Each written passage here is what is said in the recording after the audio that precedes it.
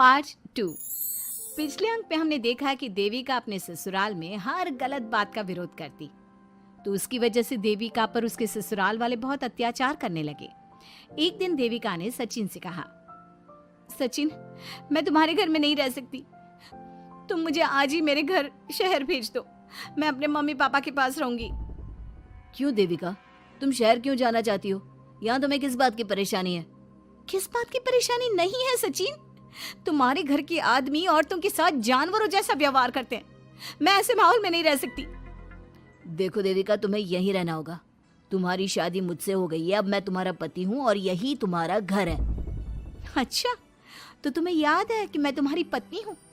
जब तुम्हारे पिताजी और चाचा जी मुझे एक एक हफ्ते के लिए कमरे में बंद कर देते हैं, तब तुम्हें क्यों याद नहीं आता कि जो औरत कमरे में बंद है वो तुम्हारी पत्नी है? जब तुम्हारे जीजाजी और भाई मुझसे बदतमीजी से बात करते हैं, मुझे खाने के लिए कुछ नहीं देते, तब भी तुम्हें याद नहीं आता कि मैं तुम्हारी पत्नी हूँ? देखो देविका, तुम बेकार की बातें मत करो।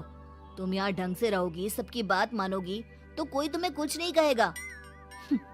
इस तरह जानवर की तरह रहना, ढंग से रहना है तो सॉरी सचिन, मैं नहीं रह सकती, मैं आज ही अपने घर जाऊंगी। ये बोलकर देविका अपना सामान पैक कर लेती है और घर से जाने लगती है। सचिन भी उसके पीछे पीछे चलता है और उसे समझाने की कोशिश करता है। जब ये सब जोगिंदर ने देखा तो बोल पड़ा, बहू, यह सब क्या हो रहा है? कहाँ जा रही हो? सचिन, बताओ अपने पिताजी को कि कहाँ जा रही हूँ मैं। तुम्हें शर्म नहीं आती अपने पति का नाम लेते हुए? मैं अपने पति का नाम ले रही हूँ, इसमें आपको क्या परेशानी है? आपका नाम तो नहीं ले रही हूँ ना?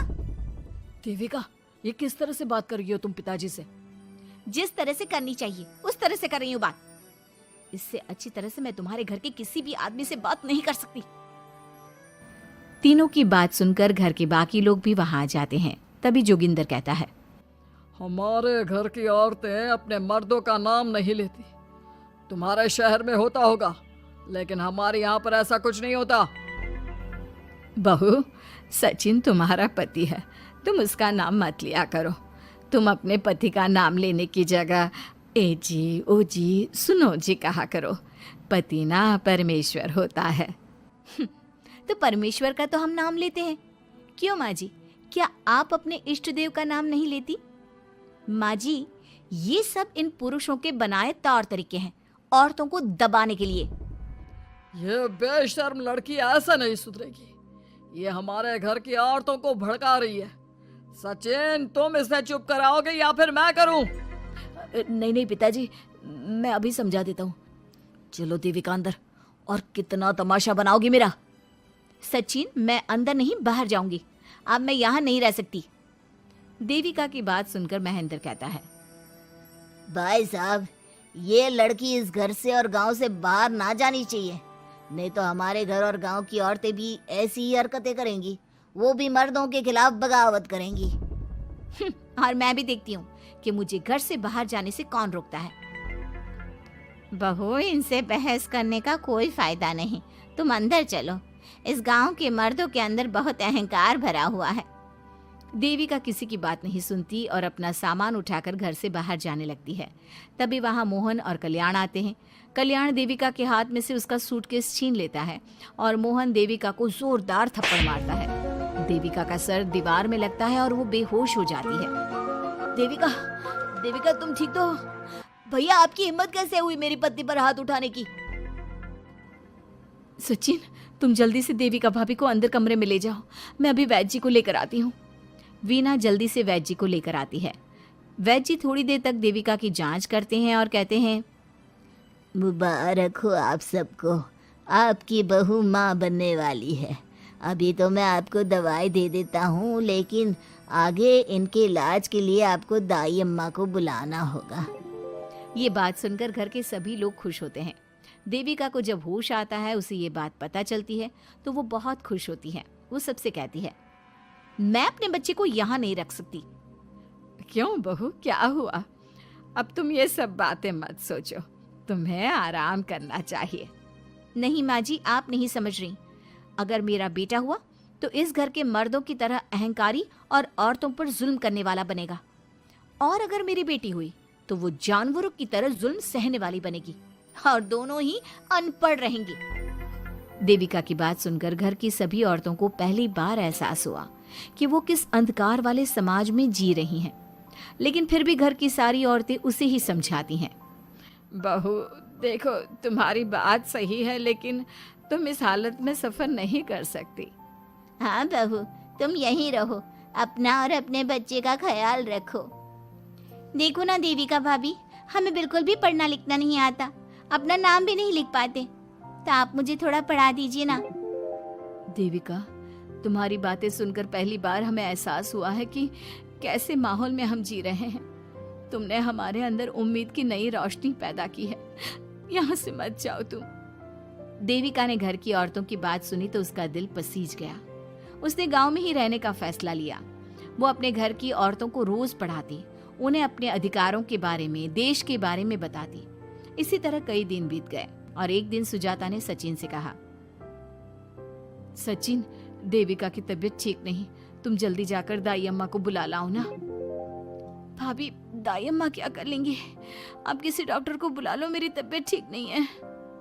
देविका, गांव के लोग डॉक्टर पर भरोसा नहीं करते।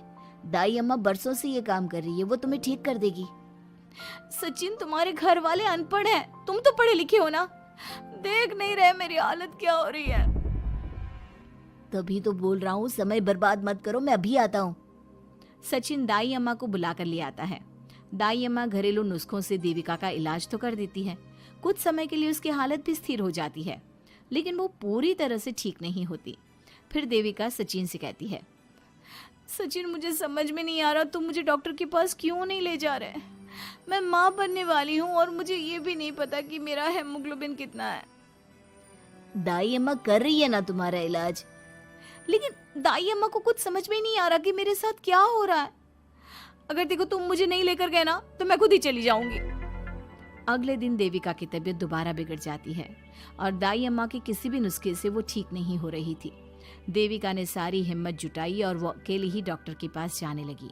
उसे देखकर मोहन कहता है, बहू, इस हालत में कहाँ जा रही हो? आप लोगों के भरोसे रही ना तो आप लोग मुझे मार ही डालोगे। डॉक्टर के पास जा रही हूँ मैं। बहू, तेरा दिमाग तो ठिकाने पर है। हमारे घर की औरतें मर्दों से इलाज नहीं कराती। हे भगवान, इन जाहिल लोगों को मैं कैसे समझाऊं? डॉक्टर औरतें भी होती हैं। बहू, तो हमें पागल मत बना, हमने तो कभी कोई महिला डॉक्टर नहीं देखी। तू झूठ बोलकर निकलना चाहती है ना? इस गांव की सरहद से आप लोग कभी बाहर नहीं गए ना, इसलिए आप लोगों को नहीं पता कि महिलाएं डॉक्टर के अलावा क्या क्या है। ए लड़की, तुझसे तमीज से बात कर रहे हैं तो तू ज्यादा हवा में मत उड़। बोला ना एक बार, चल अंदर जा। चाचा जी, मैं अंदर नहीं जाऊंगी, डॉक्टर के पास जाऊंगी। मेरा इलाज सिर्फ डॉक्टर ही कर सकता है। ये बोलकर देविका घर से निकल रही थी कि तभी जोगिंदर ने उसे कमरे में ले जाकर बेड पर जोर से धक्का दे दिया, जिसकी वजह से देविका के पेट में चोट लग गई और वो दर्द की वजह से जोर जोर से चिल्लाने लगी। ये देखकर घर की सारी औरतें देविका को संभालने लगी। देविका, हिम्मत रखो, सब ठीक हो जाएगा। देविका भाभी, आप ठीक हो ना? माँ, कुछ करिए ना, भाभी की तबीयत बहुत खराब हो रही है। लेकिन मैं क्या कर सकती हूँ? भाभी, कुछ तो करो, कहीं बहू को कुछ हो ना जाए।